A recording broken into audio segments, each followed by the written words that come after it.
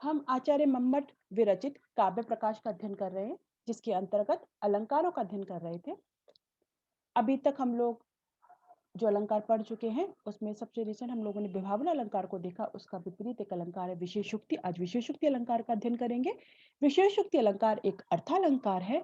जैसा कि मैं हर अलंकार के समय आपको स्पष्ट कर चुकी हूँ, अर्थालंकार वह होता है जो शब्द परिवर्ती को यानी शब्द परिवर्तन को सहन कर लेता है। यानी कोई शब्द है जिसके कारण अलंकार है, यदि उस शब्द को हटाकर उसका पर्याय रख दो तो भी अलंकार की शोभा समाप्त नहीं होती, क्योंकि अलंकार उस शब्द में नहीं अपितु उसके अर्थ में है। तो यहाँ पर यह अर्थालंकार है।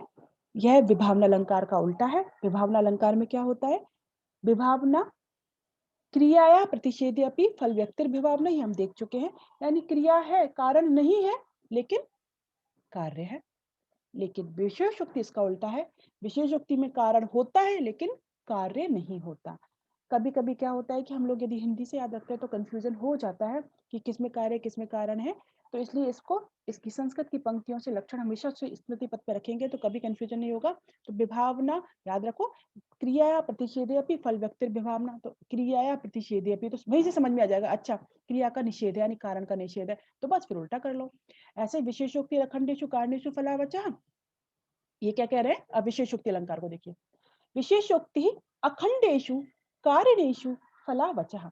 विशेषोक्ति अलंकार वह होता है जहां पर अखंडेषु, जहां पर अखंडेषु माने मिलितेषु, जहां पर प्रसिद्ध कारणों के मिलने पर भी फला फल अवचः, फल का कथन नहीं होता, कार्य की उत्पत्ति का कथन नहीं होता, कार्य को नहीं कहा जाता। जहां पे कारण तो है लेकिन कार्य नहीं है, जबकि कार्य कारण में संबंध है। वहां पे कारण वहां पे कारण नहीं था लेकिन कार्य था विभावना में, लेकिन यहाँ पे कारण है सारे लेकिन कार्य नहीं हो रहा। तो विशेषोक्ति अखंडेषु कारणेषु फलावचः। विशेषोक्ति अलंकार वह होता है जहां पर संपूर्ण कारणों के होने पर भी फल का कथन नहीं किया जाता, वह विशेषोक्ति अलंकार होता है। इसके देखो वैसे अनुक्त निमित्ता, उक्त निमित्ता और अचिंत्य निमित्ता तीन भेद होते हैं, हम भेदों में नहीं पढ़ेंगे यद्यपि, लेकिन याद आ रहा होगा धन्य लोक का अध्ययन करते समय हम लोग देख रहे थे कि जब अलंकार वाले जो आचार्य है, ध्वनि विरोधी आचार्य है, कुछ कहते हैं कि कतिपय अलंकारों में ध्वनि का अंतर्भाव कर लो। उस समय हमने विशेषोक्ति अलंकार का जब अध्ययन किया था तब वहां पे इनके तीनों भेदों की चर्चा की थी, अनुक्त निमित्ता, उक्त निमित्ता, अचिंत्य निमित्ता। और वहां पे ये प्रतिपादित किया था कि किस प्रकार से ध्वनि का अंतर्भाव अलंकार में नहीं हो सकता। ये आप वहां से देख सकते हैं। देखिए हमें यहाँ पे उसके चक्कर में नहीं पड़ना है। तो विशेषोक्ति अखंडेषु कारणेषु फलावचः। विशेषोक्ति अलंकार वह होता है जहाँ संपूर्ण कारणों के मिलने पर भी कार्य नहीं होता, कार्य का कथन नहीं होता, वह विशेषोक्ति अलंकार होता है। उदाहरण देखिए, कर्पूर इव दग्धो अपि शक्तिमान यो जने जने नमोस्तु वार्य वीर्याय तस्मै मकर केतवः। कर्पूर इव दग्धो अपि, जो कामदेव, मकर केतवे कामदेव, जो कामदेव कर्पूर के समान भस्म हो जाने पर भी, दग्धोपि भस्म हो जाने पर भी, शक्तिमान यो जने जने, जो जन जन में शक्तिमान हो गया है। कर्पूर के समान दग्ध हो जाने पर भी जो जन जन में कर्पूर के समान शक्तिमान हो गया है, उस अप्रत्याहत अकुंठित यानी जिसका पराक्रम पराक्रम कुंठित नहीं हुआ है, उस अप्रत्याहत पराक्रम वाले मकर केतवे माने कामदेव को नमस्कार है। यह इसका उदाहरण है।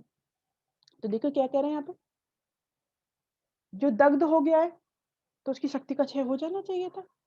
प्रस्तुत उदाहरण में शरीर के भस्म हो जाने पर शक्ति का क्षय रूप हो जाना चाहिए था, लेकिन क्षय हो नहीं रहा, वो तो हर जन जन में शक्तिमान हो रहा है। तो यहाँ पर शरीर के भस्म हो जाने पर भी शरीर का जो शक्ति क्षय रूप कार्य है उसका कथन नहीं है। यानी कि जो क्षय हो जाना चाहिए उसको ना करके कह रहे क्षय है, तो शक्ति क्षय रूप कार्य का फल का अभाव है। ठीक है, यहाँ पे फल का अभाव है, उसकी शक्ति क्षय हो जानी चाहिए थी लेकिन फल शक्ति क्षय नहीं हो रही, जबकि जो दग्ध हो गया है। तो यहाँ पर कारण है जिसके कारण उसका ये कार्य हो जाना चाहिए था।